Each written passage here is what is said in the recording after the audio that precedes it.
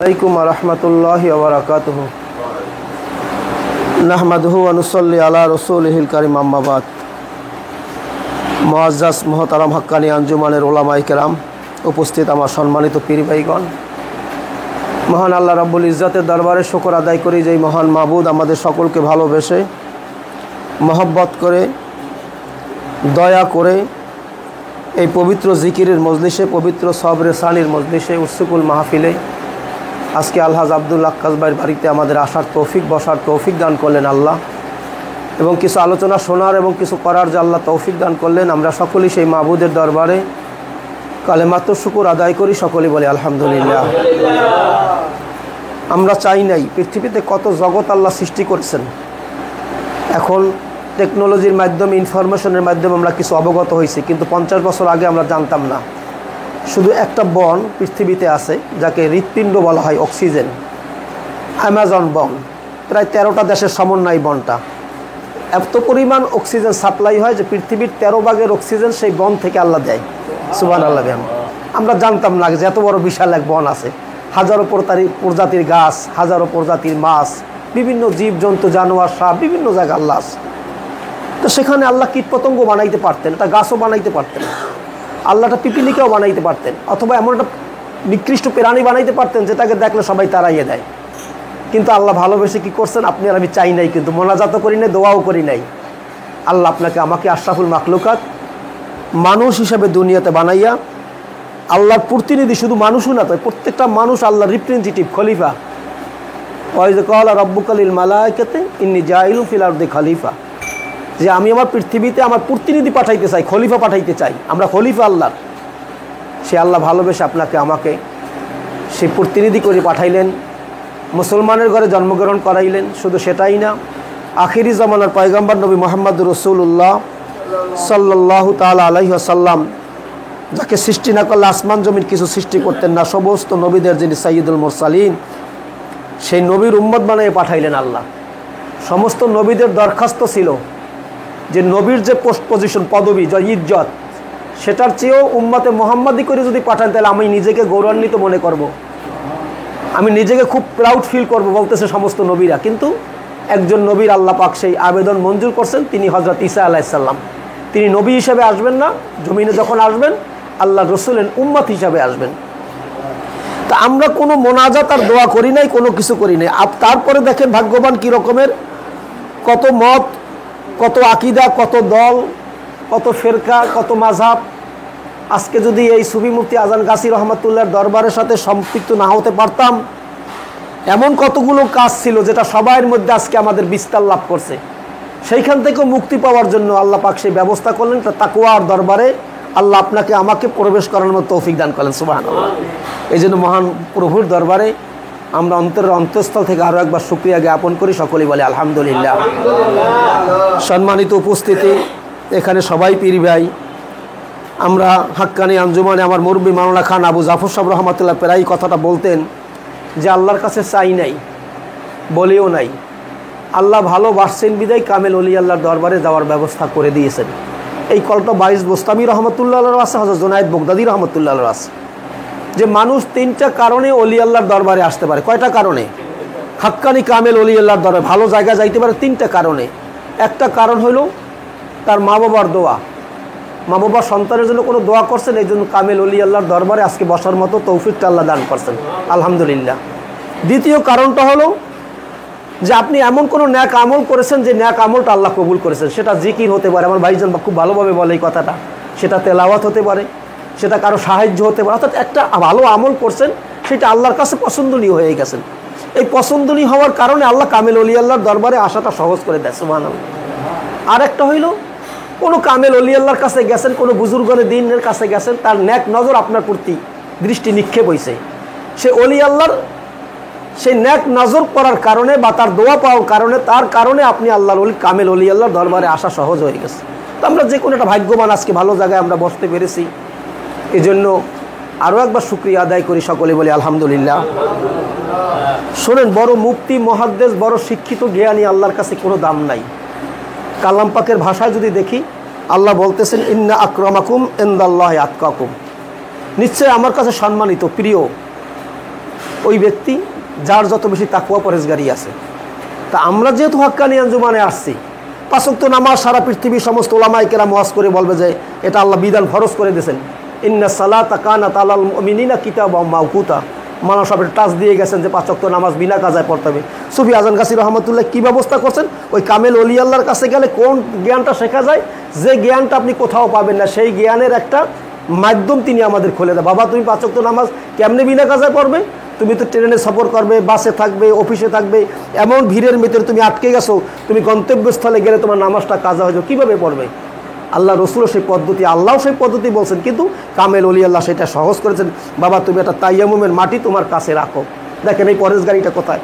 আপনি রিক্সায় বসা আছেন, দেখা গেছে নামাজের রক্ত হয়ে গেছে, 1 ঘন্টা জ্যামের ভিতরে আমার নামাজ, আমার পকেটে একটা মাটির টুকরো আছে, আমি তাইয়ামুম করে নিয়াত করে যখন আমি চেহারা মোবারক মাসে করলাম, হাত 2টা মাসে করে নিলাম, আমি ওই অবস্থায় ইশারায় নামাজটা আদায় করে নিলাম। আল্লাহর কাছে তো ওই ডিউ টাইমে নির্দিষ্ট সময় আপনার উপস্থিতি তো হয়ে গেল। সুবহানাল্লাহ। এই হল তাকওয়া পরেশগারি, এটার নামই তাকওয়া। এই মানুষগুলো আল্লাহর কাছে খুব দামি হয়ে যায়। তো আমাদের এই আশাটা সুফি আজান গাছি রহমতুল্লাহর দরবারে যে আমরা কিভাবে, শয়তান তো সব সময় আমাদের জন্য পথ ভ্রষ্ট করে, শয়তান সর্বদা আমাদের পিছনে লেগে আছে। কেমন লেগে আছে? মাকড়সা দেখছেন জাল দিয়ে কীভাবে বুনিয়ে রাখে, কোনো জায়গাতে ভাত থাকে না। রসুল পাক সাল্লাল্লাহু আলাইহি ওয়াসাল্লাম যখন মক্কা থেকে হিজরত করে মদিনার উদ্দেশ্যে রওনা দিলেন, যখন সে গুহার ভিতরে আত্মগোপনে তিনি চলে গেলেন, তখন তো কাফেররা মোটামুটি টের পাইয়ে গেছেন ওই জায়গা দিয়ে যে কোথায় গেছে। তারাও তো গুপ্তচর লাগাই দিছিলেন। তো যাইতে যাইতে ওই গুহার ভিতরে তারা দেখলেন, কিন্তু গুহার মুখটা দিয়া আল্লাহ পাক এই মাকড়সা পাঠাইয়ে দিয়া সেখানে মাকড়সা জাল দিয়ে এমনভাবে বুনে দিয়েছেন, সেখানে কবুতর ডিমও পড়ছে। তো দেখতেছে যে লোক ঢোকে এখানে, তাইলে তো মাকড়সা জালটা থাকতো না, ওইখান থেকে কিন্তু তারা ফিরে আসছে। তা মাকড়সার জালের মতো শয়তান আমাদের চারিদিক থেকে এমনভাবে বেষ্টন করে রাখছে যে একজন ইমানদার যেন বাইরে না পারে। লা উকবিয়ান্নাহুম আজমাইন ইল্লা মিন ইবাদিকাস সালিহিন। এখানে আসছে আবার ইখলাসের কথা, যে নাকি সমস্ত মানুষকে তুমি ধোঁকা দিতে পারবে, কিন্তু ইখলাসের সাথে, বিশুদ্ধতার সাথে, পরেশগারির সাথে, খোদা ভীতির সাথে, আল্লাহ রসুলের তরিকা অনুযায়ী, কামেল ওলি আল্লাহদের পথ অনুযায়ী যারা আমল করবে, খবরদার তাদেরকে কখনো তুমি কি করতে পারবে না, ওই পথভ্রষ্ট করতে পারবে না, তাদেরকে বিভ্রান্ত করতে পারবে না, তাদেরকে অশ্বাসা দিয়ে তুমি সেই জাহান্নামের দিকে নিতে পারবে। আমি আল্লাহ তাকে এই খালেস ইবাদত করেন ওয়ালাকে আমি আল্লাহ ইবাদত হেফাজত করে নেব। সুবহানাল্লাহ। এই জন্য প্রিয় হাজিরিন, এই জমানার শেষ মুজাদ্দিদ হিসেবে সুফি মুফতি আজান গাছি রহমতুল্লাহ এসে আমাদের সেই পরেশগারির কথাই বললেন। কোরআন শরীফের ওই আয়াতের দিকে যদি তাকাই, আজকে তাকওয়া কি? ওলি আল্লাহ শয়তানের কাছে সবচেয়ে বড় যে জিনিসটা সেটা হলো আমিত্ব। যতক্ষণ আমিত্ব থাকবে সেখানে অলিত্ব আসবে না, আল্লাহর বন্ধুত্ব আসবে না। আমরা কি চাই? আল্লাহ তো ভালোবাসাটুকু অর্জন করতে চাই, যে যেখানে থাকি, যে কাজে থাকি, যেখানে চাই।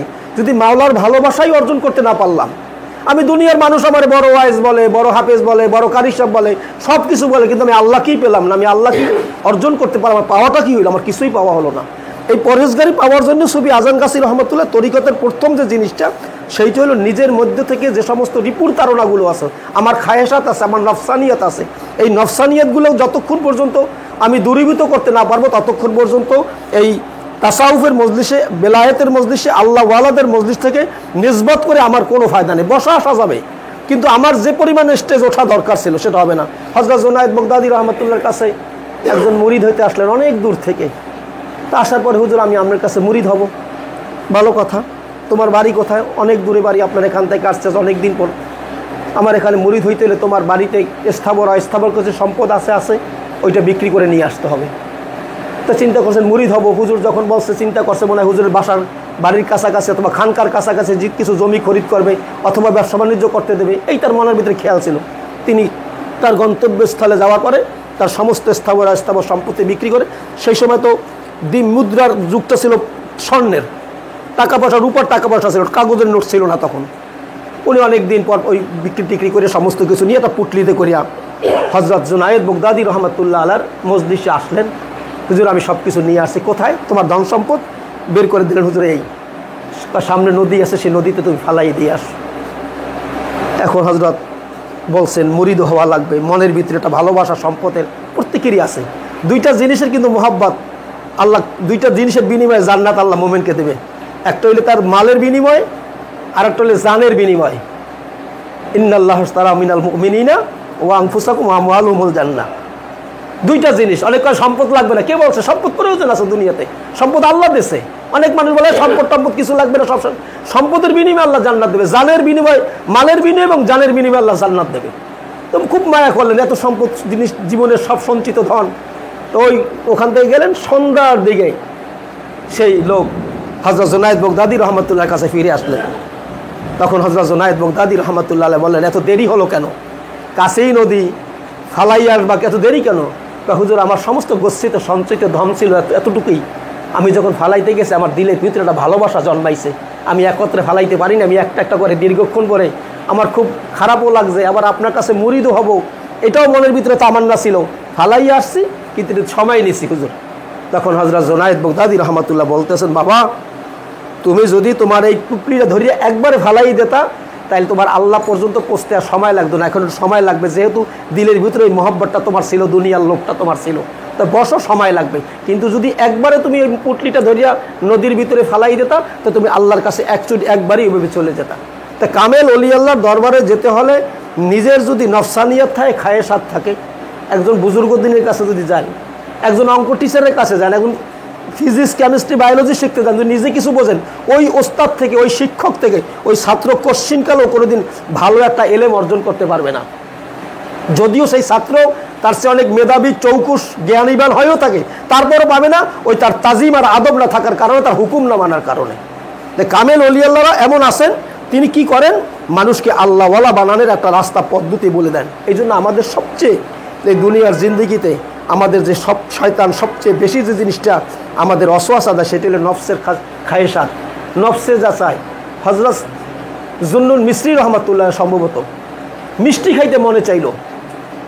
যখন তার মনে চাইলো আমি একটু মিষ্টি খাবো, এই কথাটা তার মনের ভিতরে জাগ্রত হইল। তিনি বলছেন, 30 বছর আমি চিনি জাতীয়, মিষ্টি জাতীয় কোনো খাদ্য দ্রব্য ধরি নাই। এই কারণে ধরি নাই যে এটা আমার মন চাইছে। তাহলে মন চাইছে যে জিনিসটা, তাহলে এইটার মধ্যে কোনো লোভ আছে, তাহলে এই লোভের কারণে আমি যে কোনো সময় বিপদগ্রস্ত হতে পারি। অতএব হে মন, হে আমার আত্মা, হে তোমার জিহ্বা, তোমাকে আমি আর চিনি দেবো না। এটা ছিল নফসানিয়াতে তাদের সাধনা। কিন্তু আমরা অত পারবো না। কিন্তু আমাদের কি পারতে হবে?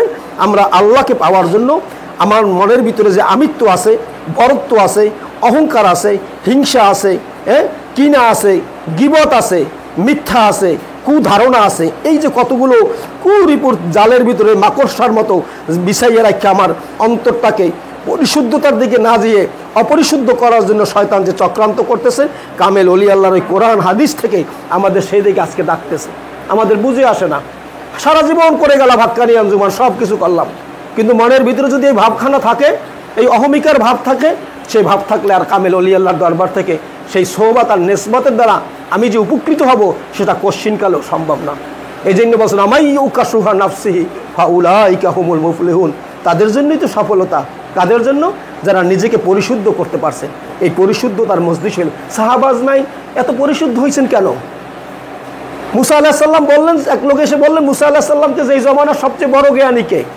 তো যেহেতু তৌরাত কিতাবের অধিকারী ছিলেন এবং সেই জমানার রসুল ছিলেন, এবং জলিল কদর যে কজন রসুল ছিলেন তাদের মধ্যে হযরত মুসা আলাইহিস সালাম অন্যতম ছিলেন, এবং তাকে কলিমুল্লাহ বলা হইতো।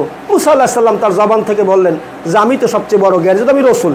কিন্তু আল্লাহ এই কথাটা পছন্দ, আল্লাহ যদি এই কথাটা মুসা আলাইহিস সালাম বলতেন যে আল্লাহ ভালো জানে কে সবচেয়ে বড় জ্ঞানী, তাহলে কিন্তু আল্লাহ পছন্দ করতেন। কিন্তু মুসা আলাইহিস সালামের জবান থেকে, নবী যেহেতু, আল্লাহ একটু কথাটা যেন কেমন লাগলেন, এই শেখার জন্য কি করলেন? হযরত খাজা খেজর আলাইহিস সালামের অধীনস্থ করে ইতিহাস আমরা জানি, সেই 3টে গল্প জানি। নৌকা ছিদ্র করে দেওয়া, একটা বাচ্চাকে হত্যা করে দেওয়া, আবার এক বাড়িতে আশ্রয় দেন, সেখানে ওয়াল ঠিক করে তাদের সেই বাচ্চার পিতার যে গচ্ছিত ধন ছিল সেটাকে সংরক্ষণ করা। এই এলেম কোথায়? এই এলেম ওই কামেল অলি আল্লাহর কাছে আল্লাহ কিছু মানুষকে, কিছু খাঁটি বান্দাদেরকে, কিছু আল্লাহ প্রেমিককে আল্লাহ তার স্পেশাল ভান্ডার থেকে কিছু জ্ঞান এবং হিকমত এবং কৌশল আল্লাহ দান করে। এটা কাদের কাছে যায়? নবী রসুলদের কাছে যায়। নবী রসুলরা অনুপস্থিত, এখন কামেলিনদের কাছে হিকমত আর কৌশল জ্ঞান আল্লাহ দান করছেন। সবাই রহমতের ভিতরে আছে, ইয়াক্তাসু বিরহমাতি মান ইয়াশা, কিন্তু তার ভিতর থেকে আল্লাহ কিছু খাস রহমত, কিছু খাস জিনিস যাকে আমরা ইলমে লাদুন্নি বলি, সেটা কামেল অলি আল্লাহদের কাছে আসে।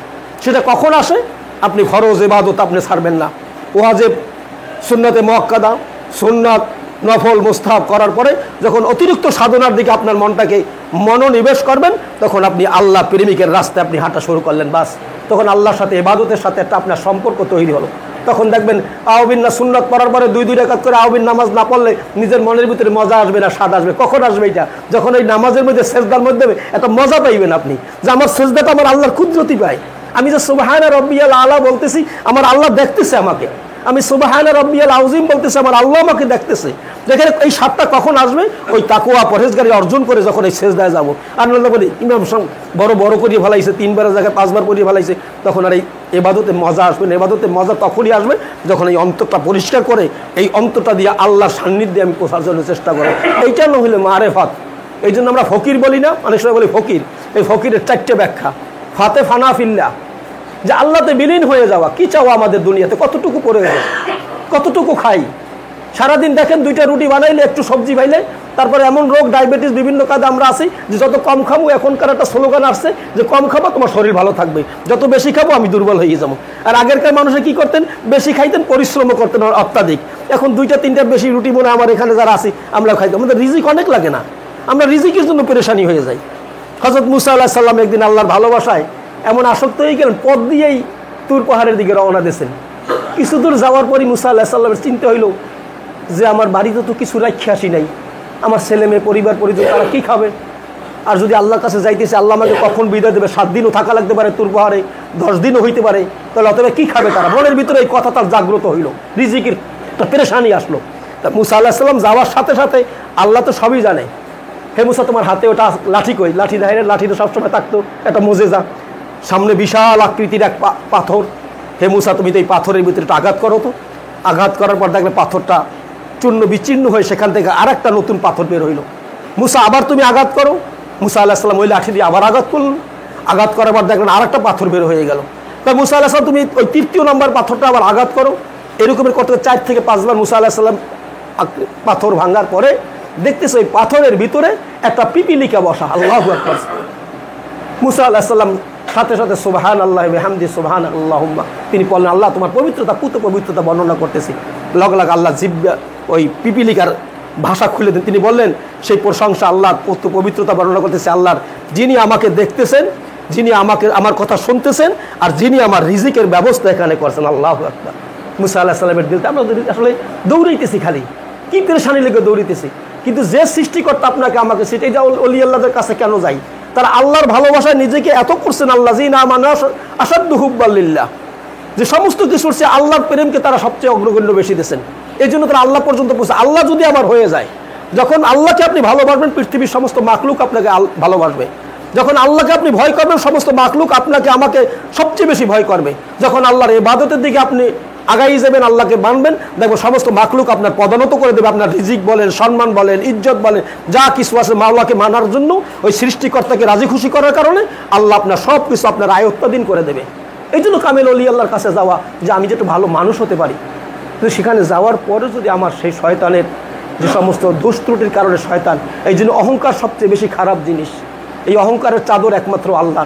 এই জন্য কোরআন শরীফের তাফসীর দেখবেন যে আল্লাহ অহংকারীকে ভালোবাসেন না, আল্লাহ অহংকারীকে ভালোবাসেন না।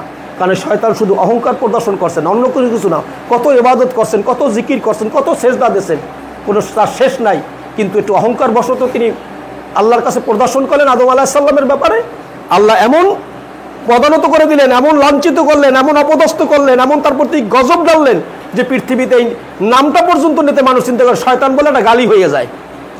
শয়তান বললে, মরদুদ বললে একটা গালি বুঝে আমরা, তারা গালি দিতেছে কারণ, মানে এই পর্যন্ত তারা অপদস্থ আল্লাহ করে তাকে দুনিয়াতে ছেড়ে দিলেন। কিন্তু আজকে আমরা সেই অহংকারটাকে পুষা সিনার ভিতরে নামাজও পড়তেছি, রোজাও রাখতেছি, অজিফাও পড়তেছি, আমরা সব কিছু করতেছি, আমার পাগড়ি আছে, টুপি আছে, সব আছে, কিন্তু আমার দিলের ভিতরে অহংকার বোঝাই। সবাই আমরা এটা, আমরা সবাই আমরা কী করবো? তবু আল্লাহ তাওবাতুন নাসুহা। আমাদের সময় সংক্ষেপ হয়ে যায়, আমরা সবাই মৃত্যু পথযাত্রী, কেউ থাকবো না দুনিয়াতে। আজকে কোনো এলেম আমাদের কাছে যে মৃত্যুর একটা শোকবাণী কবিতা পড়েন না? আবু আলী সিনা রহমতুল্লাহ সেই যুগের একজন বড় হেকিম ছিলেন, ডাক্তার ছিলেন। আজকে যে চিকিৎসা বিজ্ঞানের অনেক থিওরি তার জীবনের এই বর্তমান লেটেস্ট বিজ্ঞানও তার থিওরিগুলা কাজে লাগাইতেছে এবং এখনও অনুদিত আছে, মুদ্রিত হয় নাই, ট্রান্সলেট হয় নাই। আবু আলী সিনা রহমতুল্লাহ এরকম কিতাব এখনও আছে। হাফেজে কোরআন ছিলেন, ওলি আল্লাহ ছিলেন, বড় আলেম ছিলেন। মৃত্যুর সময় তার সাগরিদরা, তার শিষ্যরা জিজ্ঞাসা করলেন, হুজুর আপনার অবস্থাটা কি?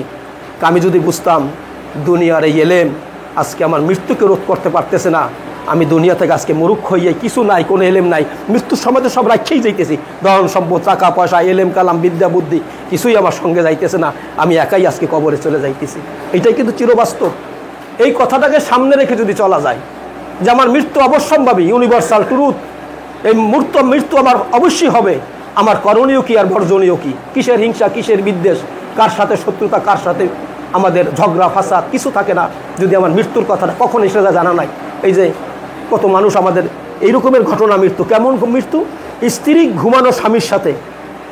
আমাদের গ্রামে সকালবেলা উঠে চুলার পিঠে যায়, নাস্তা টাস্তা বানায় নিজেদের হাতে, সকালবেলা হাট বসে 8টা 9টার দিকে, ওই ভদ্রলোক ঘুমানো, মেয়ে পাঠাই দিয়েছেন একটা সন্তান, যাও তোমার বাবাকে উঠাও।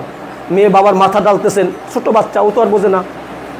রান্নাঘর থেকে হাঁক দিয়েছেন, তুমি এখন উঠবা না, কয়টার সময় যাবা হাটে, বাজার টাজার কিছু লাগবে আজকে আনবে না, এই কথা বলে তিনি এই কথা বলতে বলতে তার বেডরুমে এসে স্বামীর মাথা যেই ধরছে, মাথা দিয়ে বালিশ দিয়ে মাথা পড়ে গেছে। এই তো দুনিয়ার সমাপ্তি। একই কথা আমাদের যদি এই কথাটাকে সামনে রাখি তাইলে আমাদের সব কাজ সহজ। এই জন্য হুজুর কেবলা বারবার এই মৃত্যুর শোকবাণী কবিতাটা কেন পড়ি, আলাকসির যিকর হাদিমিল লাজ্জাতিল মউত, অধিক পরিমাণে দুনিয়ার স্বাদ বিনষ্টকারী মৃত্যুর কথা বেশি পরিমাণে স্মরণ করলে কি হবে, ওই অন্তর পরিষ্কার হবে। কেন কালামবাকের এই অজিফা পর্ব, কত জিকির তো আছে, অনেক তো জিকির করি অনেক কিছু, আলহামদুলিল্লাহ, করার অসুবিধা নাই, কিন্তু আমার মোর্শেদ সুফি আজম গাছী রহমতুল্লাহ যে জিকিরটা দেশেন কোরআন থেকে, আপনি বারবার তেলাওয়াত করেন, কালাম পাক নূর আছে, এই নূর যখন পর্যন্ত আপনাকে ওখানে ফোকাস দেবে, আলো দেবে, লাইট দেবে, তখন ওই হিংসা বিদ্বেষ অহংকার আপনার দূরীভূত হবে। তখন বুঝতে পারবেন যে অজিফা পরে আমি কিছু কামিয়াবি পাইছি। আর যদি দেখেন যে আমার অজিফাও করতেছি কিন্তু আমার সেই অন্তরটাকে পরিশুদ্ধ করতে পারি নাই, তাইলে মনে করবেন কালাম পাক আমার নূর হিসাবে আসতেছেন এখনো, কারণ আমার এখনো কিছু দোষ ত্রুটি আছে, কিছু বাধা আছে, সেই বাধার কারণে আমি সেই আলোটা এখন পর্যন্ত পাইতেছি না। এই আলোটার মাঝখানে কোনো একটা ওয়াল দাঁড়াইছে, ওখানে আমার আলোটা থেকে যায়, যেখানে অন্তরে ফিট হওয়ার দরকার সেখানে আমার আসতেছে না। এই জন্য আমাদের মৃত্যুটাকে সামনে রেখে যদি আমরা প্রত্যেকটা কদম আগাইতে পারি। বাবার কাছ থেকে ছোট বাচ্চা চলে যাইতেছে, আমরা দেখতেছি না, এই ডেঙ্গু জ্বরে কত বাচ্চারা, এই করোনায় কত বাচ্চারা, বাবা মারা গেছে, সন্তান কাছে যায় না, আমার দেখা জানাজা দাফন হুজুররা দেশে দূরে দাঁড়াই রয়েছে ভয়তে, এটাই বাস্তবতা। অতএব কী করতে হবে, একজন কামেল অলি আল্লাহর দরবারে আমরা আসছি, আমাদেরকে একটা ভালো মানুষ করার জন্য।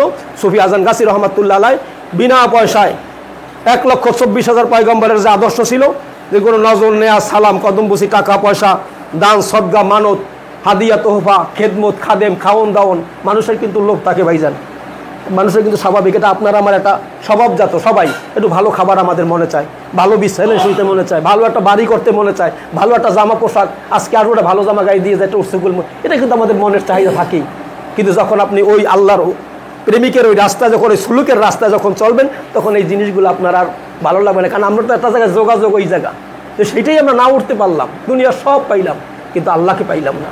বেশি কিছু লাগবে না, আমরা ইংরেজি শিক্ষিত মানুষ, আমরা কর্মব্যস্ত মানুষ, আমরা দুনিয়ার লাইনে অনেক কিছু, আমাদের শিক্ষা দীক্ষাও করতে হবে, আমাদের ছেলেমান পড়বে, তারা ইঞ্জিনিয়ার হবে, ডাক্তার হবে, বড় বড় সায়েন্টিস্ট হবে, হ্যাঁ, বড় বড় টেকনোলজিস্ট হবে, তারা বড় বড় জায়গায় অবদান রাখবে, বিমানের পাইলট হবে, নিষেধ নাই, কিন্তু তার অন্তরটা থাকবে আল্লাহর কাছে, আমার তো আল্লাহর কাছে চলে যেতে হবে, সব কিছু আমি করবো।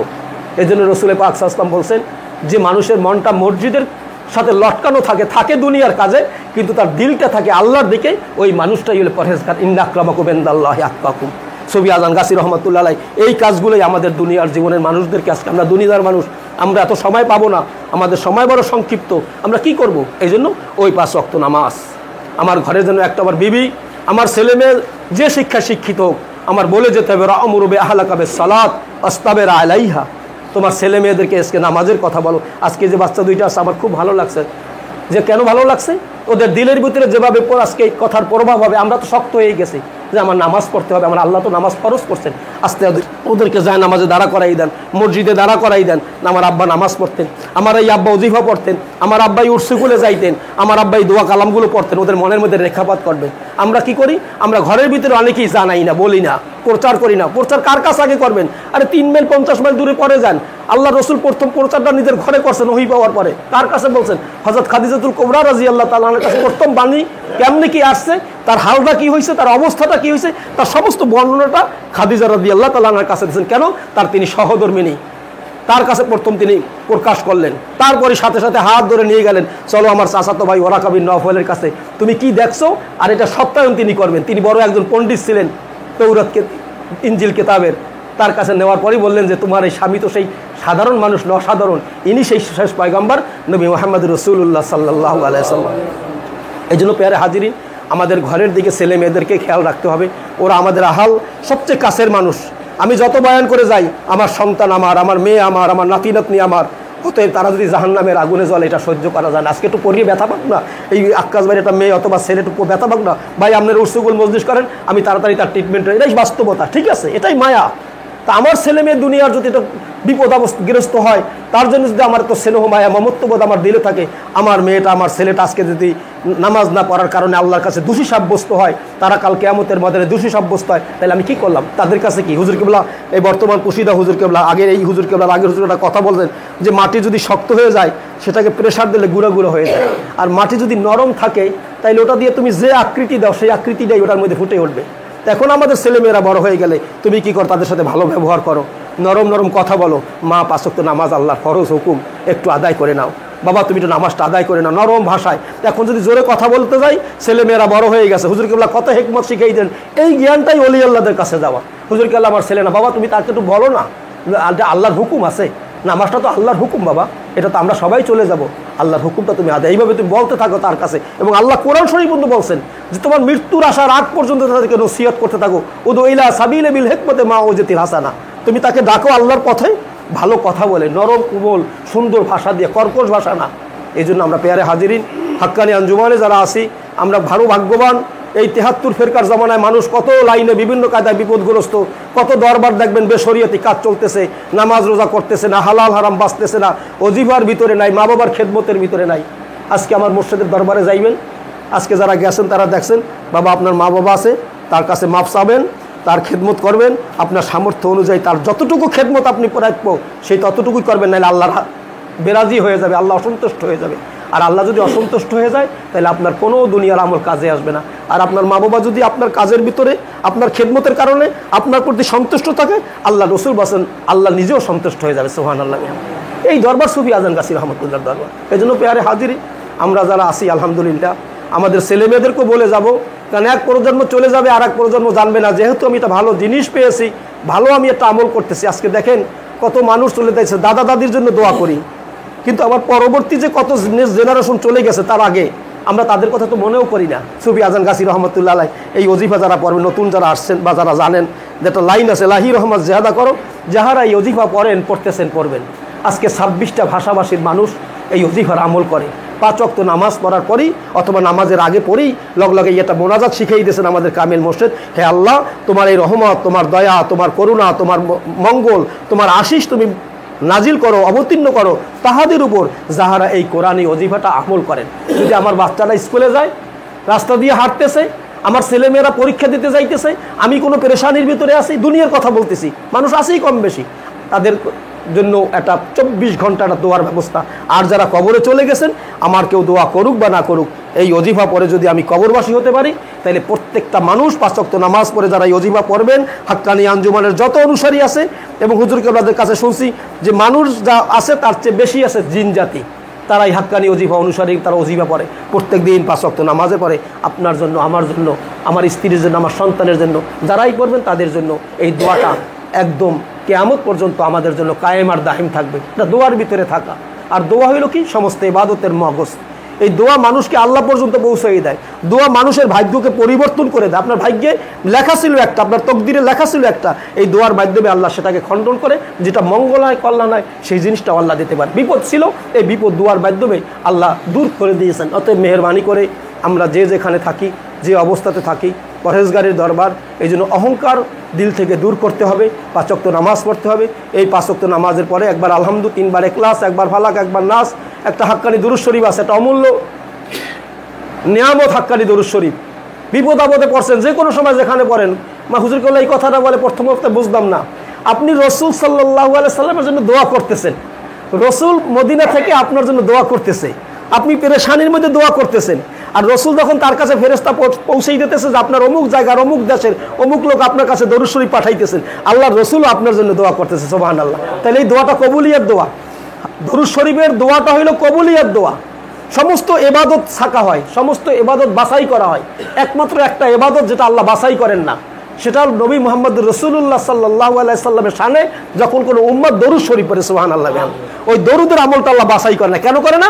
ওই মুহাম্মদুর রাসূলুল্লাহ সাল্লামের এত আল্লাহ ভালোবাসেন যে আমার নবীর শানে পড়ছেন, অতএব এটা কবুল হয়ে যাবে। আল্লাহু আকবার। যত পরিমাণ পারেন অধিক পরিমাণে দরুদ শরীফ পড়বেন, কিয়ামতের ময়দানে আল্লাহ রসুলের সুপারিশ আপনার জন্য সর্বপ্রথম অগ্রগণ্য হবে এই দরুদ শরীফ পড়ার কারণে। এই জন্য পেয়ারে হাজিরি, আরেকটা জিনিস বর্তমান জমানায় আমাদের যেটা সবচেয়ে কঠিন পিরিয়ড আমাদের পার করতে হয় এই বর্তমান সিচুয়েশন দুনিয়া, সেটি হলো রিজিকের ব্যাপারে। রিজিকের ব্যাপারটা এখন এমন হয়ে গেছেন, সব সম্ভব, তাহাজ্জুদ সম্ভব, পাগড়ি মাথায় দেওয়া সম্ভব, জিকির করা সম্ভব, নামাজ পড়া সম্ভব, যদি ভালো জায়গায় থাকতে যায়, সুদ আর ঘুষ আর অনৈতিক উপার্জন এইখানে আসলে শয়তান আমাদেরকে দুর্বল করে ফেলে। যে দুনিয়ার জীবনে প্রয়োজন আছে, সবাই করতেছে, তওবা করে নেবা, একটু দান সদকা করবা, মসজিদ বানাইয়ে দেবা, নাইলে তুমি টাকা কামাই করে হজে চলে তো ভালো কাজই তো করতেছে, সবাই খাইতেছে, তোমার নিলে কি না বাবা। এই জন্য ইবাদত কবুলের মূল শর্ত হলো কি? হালাল রিজিক। হালাল রিজিক যদি আমার না থাকে, আমার কোনো ইবাদত আমার আল্লাহর দরবারে কবুল হবে না। কেন হবে না? আল্লাহু তাইয়্যিবুন ইউহিব্বুত তাইয়্যিব। আল্লাহ পবিত্র, পবিত্র জিনিস কি আল্লাহ ভালোবাসেন। আমার আব্বা যেদিন মারা যাবেন তার আগের দিন একটা কথা বলতেছিলেন, সেখানে অনেক ধনী ধনী মানুষ ছিলেন, যে আপনারা হারাম টাকা দিয়া জান্নাত কামাই করতে চান, যদি এই ধারণা কারো মনের ভিতরে থাকে তাহলে আল্লাহ আপনাকে জাহান্নাম দেবে। কঠিন ভাষা বললে ফেলাইছেন যে আপনি খারাপ কাজ করবেন। আমি যদি খারাপ কাজ করি, লেখাপড়া করবো না, পরীক্ষার হলে যে ভালো রেজাল্ট করবো, এটা কখনো আশা করা যায়? তা আমার তো বিরসা না, এমনি তো গুণের ভিতরে আমি আসি। এখন এমন অবস্থা হয়েছে, সেই রিজিকের ব্যাপারে সুফি আজান গাছী রহমতুল্লাহ দরবার বলতেছেন, বাবা ওই সুদের ভিতরে যাওয়া যাবে না, এফডিআরের ভিতরে যাওয়া যাবে না, কিস্তির ভিতরে যাওয়া যাবে না, লোনের ভিতরে যাওয়া যাবে, তোমার রিজিকের দায়িত্ব আল্লাহ নেছে। মুসা আলাইহিস সালামের কাহিনী বললাম না, আমা মিন দাব্বাতিন ফিল আরদি ইল্লা আলাল্লাহি রিজকুহা। এমন কোনো প্রাণী নেই, আল্লাহ নিজের ভাষায় বলতেছেন, যার রিজিকের জিম্মাদার আমি আল্লাহ নিজের হাতে। ওই সমুদ্রের ভিতরে মাছ, বড় প্রাণী তিমি মাছ দৌড়াইতেছে, 27 মণ খাবার লাগে, 40 মণ খাবার লাগে লোকমার ভিতরে, কে পায়? কোথায় ব্যাংক, কোথায় ফিক্সড ডিপোজিট, কোথায় কোন কিস লাগাইছে? মাছ দৌড়াইতেছে সমুদ্রের ভিতরে, ছোট ছোট ছোট ছোট গুড়ি গুড়ি মাছ হা করে, হার ভিতরে পানির মধ্যে আল্লাহ তার জন্য খাবারের ব্যবস্থা করে। এমনকি কত প্রাণী, কত কাক, কত পক্ষী, কত কিছু আমরা দেখতেছি। কোনো রিজার্ভ, কোনো ফান্ড আছে? কিন্তু আল্লাহ তো বাসাই রাখছে। আর আপনি আর আমি আশরাফুল মাখলুকাত, চেষ্টা করব, চেষ্টা করা সুন্নাত। আমি নামবো লাইসা লিল ইনসানি ইল্লা মা সাআ। আল্লাহ বলতেছেন মানুষের চেষ্টার ব্যতিরেকে কিছু নাই। আমি রিজিকের জন্য চেষ্টা করবো। আমার নবী বলছেন ব্যবসা করতে, চাকরি করতে, আমার কিছু পরিশ্রম করতে, আমার নামাজের পরে আমি খেত কিস্তের জমিনে সে বের হয়ে যাব আমার রুজির সন্ধানে, কিন্তু দেওয়ার মালিক আমার আল্লাহ। এই জন্য আমি অবৈধ রিজিকের ভিতরে যাব না। আমি যে যেখানে থাকি, আমরা যে দলে থাকি, যে মাসলাকে থাকি, আমাদের রিজিকটা হালাল করতে হবে। আর চতুর্থ নাম্বারে রাখলেন তাকওয়া পরহেজগারি। যে আয়াতটা বললাম যে আল্লাহর কাছে ওই ব্যক্তি সবচেয়ে প্রিয়, যে ব্যক্তি আল্লাহকে সবচেয়ে বেশি ভয় করে। আল্লাহর ভয় না থাকার কারণে কিন্তু আজকে আমরা বিশৃঙ্খলার জীবনযাপন করি, শৃঙ্খলার ভিতরে নাই। এই জন্য পেয়ারে হাজিরিন, আমরা সবাই যেন ওই 4টা মূল নীতিরূপে থাকতে পারি। আর যাদের মা বাবা আছে, খবরদার খবরদার, আমার মুর্শিদও বলেন, আমার আল্লাহ বলে, কাদা রব্বুকা আল্লাহ তা'বুদিল্লা ইয়াহু ওয়া বিল ওয়ালিদাইনি ইহসানা। আল্লাহ বলতেছেন আমার হুকুম মানো, আমার ইবাদত করো, আমার গোলামি করো, আমার দাসত্ব করো, আর মা বাবার সাথে ভালো আচরণ করো। আমরা মাতা পিতার সাথে একটু ভালো আচরণ করবো, সময় দেবো। বৃদ্ধ হয়ে গেলে একাকী হয়ে যায়, সময় দিতে পারি না আমাদের ব্যস্ততার কারণে। ওই মায়ের কাছে একটু যাই। এই যত বড় বড় অলি আল্লাহ হয়েছে, যাই দেখবেন তালাশ করেন মায়ের খেদমত করে সবাই আগাই গেছে সবচেয়ে বেশি, অথবা বাবার খেদমত করছে, অথবা তার মোর্শেদের খেদমত করছে, যে কোনো একটা মুরব্বীর এমন কিছু কাজ করছে যে আল্লাহ তার ইবাদতকে কবুল করে নিয়েছেন। এই জন্য পেয়ারে হাজিরিন, আমরা সেই দিকে আগাবো। আমাদের মৃত্যু অসম্ভবই, সবাই চলে যাব। ছোট যাবে না বড় যাবে, বাবার কাঁধে ছেলের লাশ উঠবে না ছেলের কাঁধে বাবার লাশ উঠবে, এই কথা কিন্তু আমরা কেউ জানি না। ফাইজা জাআজালহুম লা ইস্তাখিরুনা সাআতাও ওয়া লা ইস্তাকদিমুন। কখনকার মৃত্যু আসবে কেউ জানি না। অতএব আমরা সবাই সংশোধন হব। সেই সংশোধন হয়ে যেন ভালো মানুষ হয়ে দুনিয়া থেকে আমরা বিদায় নিতে পারি, এটাই আমাদের তামান্না। কারণ চিরস্থায়ী জীবন আমাদের আখেরাতের জীবন। ওই কবরে গেলাম, কত বছর থাকবো, আর তারা রাখিয়া তো আসলাম। দেখবেন কবরস্থানে গেলে সবাই হাসি তামাশা করে, গল্প বলে, খুব জোরে জোরে কথা বলে। যদি একটু চিন্তা করি, আমারও তো এইভাবে শোয়াইয়া, এই কাপড় দিয়ে, এই কাপড় দিয়া আমার সব আপনজনরা দিয়ে দাফন করিয়া 2-4-10 মিনিট থাকবে আর সবাই চলবে না। এখন তো বর্তমান জমানা আবার লেটেস্ট একটা মাস লাগবে, এই গেছে, দোয়া লাগবে না, সবাই চলে যায়। আরে বাবা, দোয়া লাগবে না, দোয়া তো কিয়ামত পর্যন্ত লাগবে।